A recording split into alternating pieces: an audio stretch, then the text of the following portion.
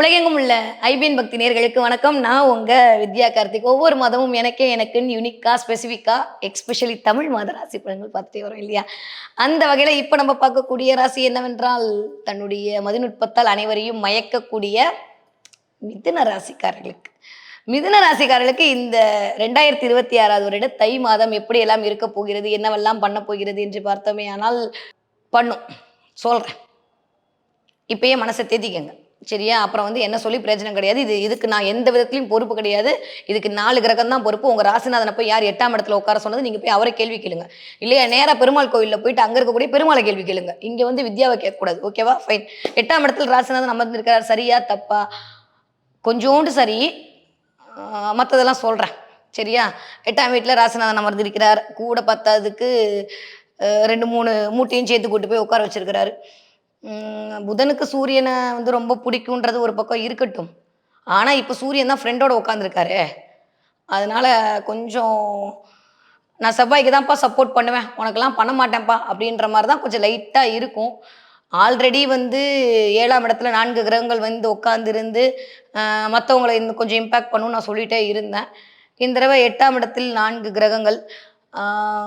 சரி, 8ஆம் இடத்துல 4 கிரகங்கள் இருக்குது, ரைட்டா தப்பான்னு பார்த்தா ஒரு விஷயம் மட்டும் நல்ல விதமாக சொல்லணும்னா 7க்கு 2 தான் 8. நம்ம பாசிட்டிவாக போகுதுக்கு நெகட்டிவாக போயிட்டு அழிங்க மறுபடியும் சாப்பிடலாம். ஓகே, 7க்கு 2 8. நிறைய மிதுன ராசிக்காரர்களுடைய ஸ்பவுஸுக்கு இந்த தடவை நல்லவையெல்லாம் கூடி வரும்.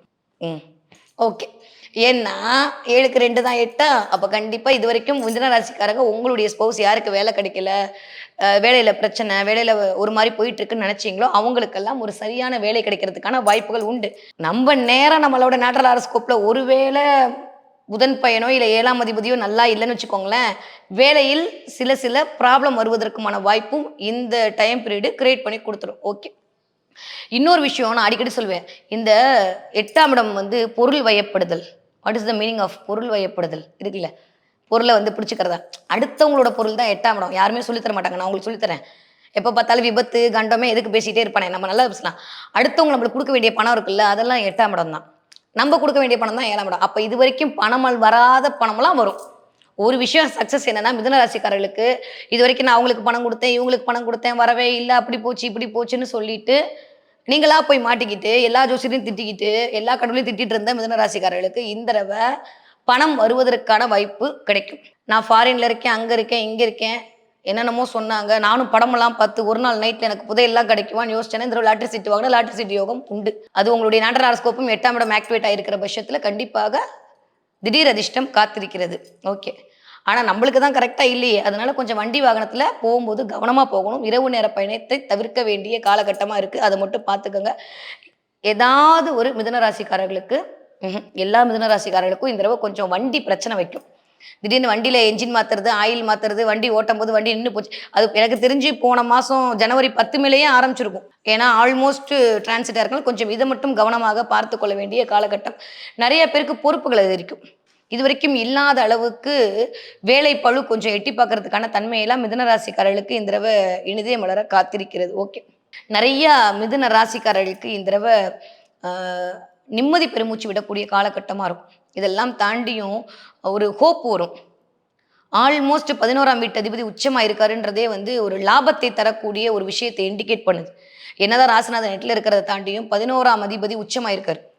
11ஆம் அதிபதி போய் 8ல் இருக்காரு அப்படின்றது சில விஷயங்கள்ல 8ஆம் இடத்தின் மூலமாக லாபம் கிடைக்கும். அப்போ நான் சொன்ன மாதிரி உங்க ஸ்பவுஸ் மூலமாக உங்களுக்கு லாபம் கிடைக்கிறது, அடுத்தவங்க மூலமாக கிடைக்கக்கூடிய லாபம். புரிஞ்சிச்சா? நான் போன மாசம் என்ன சொன்னேன், உங்களால தான் அடுத்தவங்களுக்கு ப்ராஃபிட்னு சொன்னேன். இந்த மாசம் என்ன சொல்றேன், அடுத்தவங்களால தான் உங்களுக்கு ப்ராஃபிட்.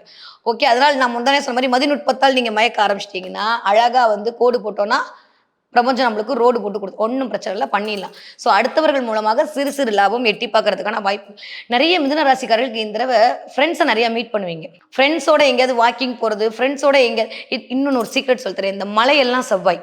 ஓகேவா? அப்போ செவ்வாய் உச்சமாக இருக்காரா, நிறைய பேர் மலைக்கு டிராவல் பண்ணணும்னு தோணுவீங்க. கிரிவலம் போவீங்க, நிறைய பேர் இந்த தடவை கிரிவலம் போவீங்க. மிதுன ராசிக்காரங்க கிரிவலம் போகணுன்ற எண்ணம் மேலே உங்கள் கிரிவலம் போயிட்டு வரதுக்கான வாய்ப்புகளை கொடுக்கும்.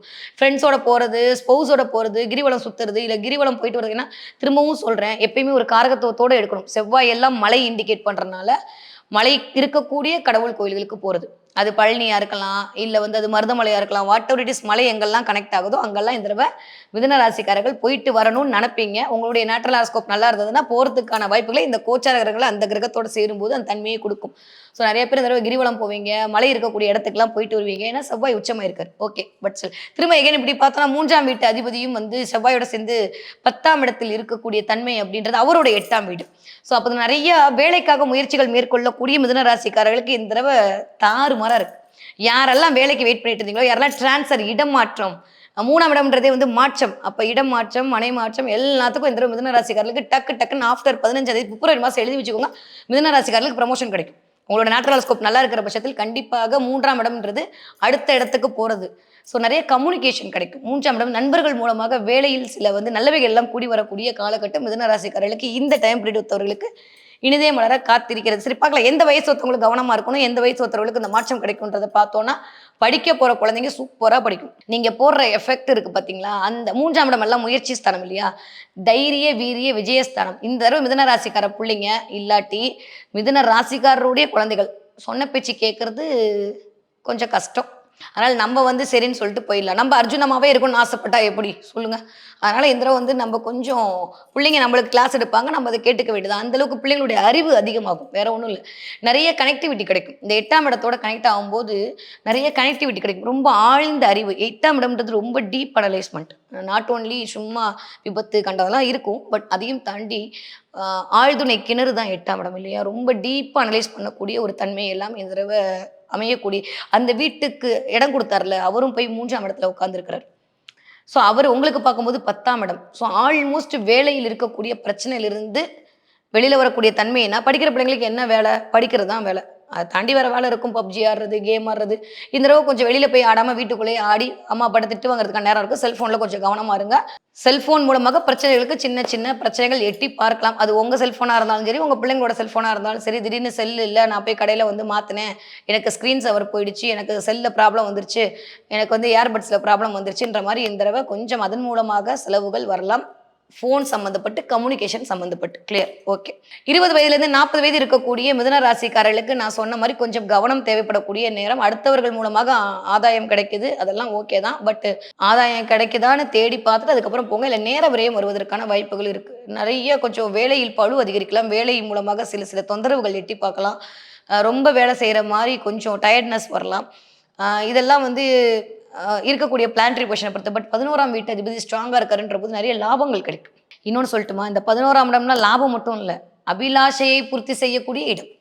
அப்ப அபிலாஷையை பூர்த்தி செய்யக்கூடிய இடத்துல 11ஆம் வீட்டு அதிபதி உச்சமா இருக்காரு 8ஓட சேர்ந்து. அப்ப என்ன அர்த்தம்? திடீர் அதிர்ஷ்டம் கிடைக்க போகுது.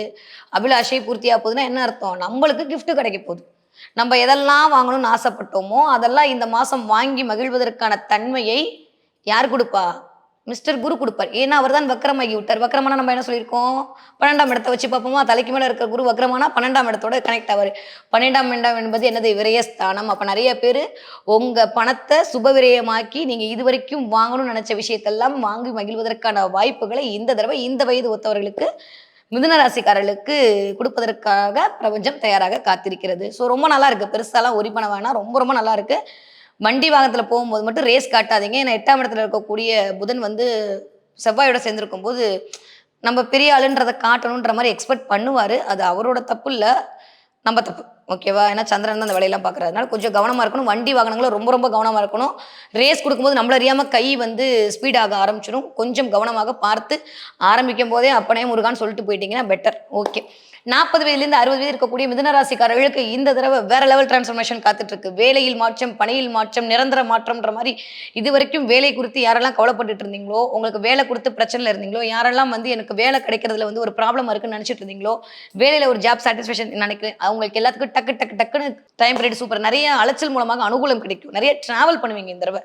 1 2 மாதிரி நிறைய டிராவல் நடக்கும். அதுக்கு தெரிஞ்சு என்ன சொல்ல, ஜனவரி 10லேருந்தே அது ஆரம்பிச்சிடும். ஆல்மோஸ்ட் பிப்ரவரி வரைக்குமே நிறைய டிராவல் பண்ணக்கூடிய டைம் எல்லாம் மிதுன ராசிக்காரர்களுக்கு இனிதே மலர காத்திருக்கிறது. ஓகே. நிறைய டிரான்ஸ்ஃபர்மேஷன் கிடைக்கும். இந்த தடவையாவது இன்க்ரிமெண்ட் போடுவீங்களா, இல்லை மறுபடியும் பிப்ளிகா பிளானையும் காட்டுவாங்களான்ற மாதிரி இருக்கும். போட்டுருவாங்க, கவலைப்பட வேணாம். சரியா? அதனால இந்த தடவை நிறைய இன்க்ரிமெண்ட் வர்றதுக்கான வாய்ப்புகள் உண்டு. நிறைய பேர் கணக்கு கேட்பாங்க. ஏன்னா கணக்கு எழுதுறதெல்லாம் ஒரு காரகத்துவம். நிறைய கணக்கு நீங்கள் எழுதுவீங்க, இல்லை கேட்பீங்க.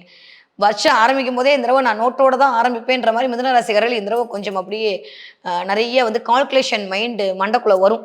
இந்த கால்குலேஷன் மைண்டு மண்டக்குள்ள வரும்போது நோட் எடு, கணக்கு எழுதுறேன், இந்த மாசம் பட்ஜெட்டை போட்டு 40 வயசு தாண்டின அது இல்லத்தரசராக இருந்தது இல்லத்தரசியாக இருந்தாலும் சரி 2 பேருமே ஒரு வேளை மிதனமா இருந்தீங்கன்னா அந்த வீடு தெரில எனக்கு பிள்ளைங்க பாவம்.